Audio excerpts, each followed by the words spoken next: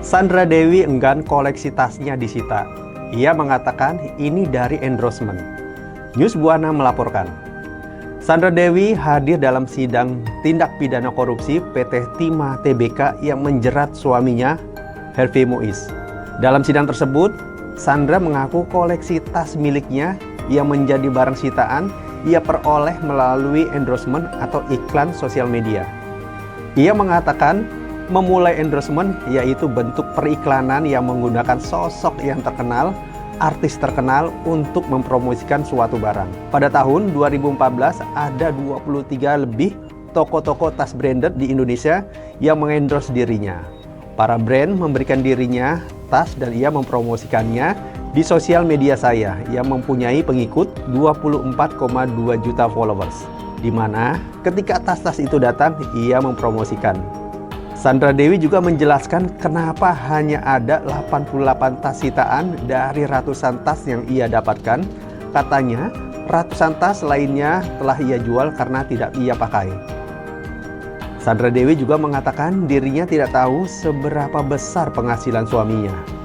Sandra Dewi juga mengakui kalau suaminya berprofesi sebagai pengusaha batubara, bukan pengusaha timah.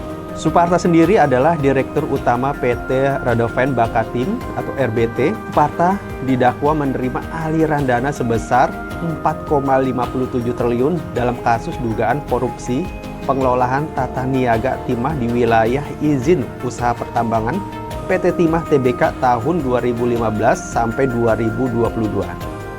Sandra mengakui ia tahu kalau Suparta bekerja di pertambangan timah tapi tidak dengan kerjasama dengan BUMN.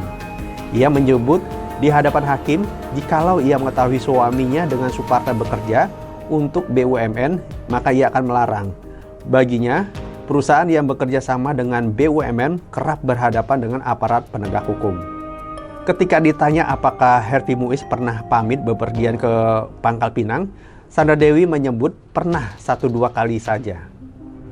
Relasi Harvey Muiz dengan kepolisian, Hakim Ketua Majelis Hakim Eko Arianto mempertanyakan relasi kolega Harvey Muiz di kepolisian kepada Sandra Dewi.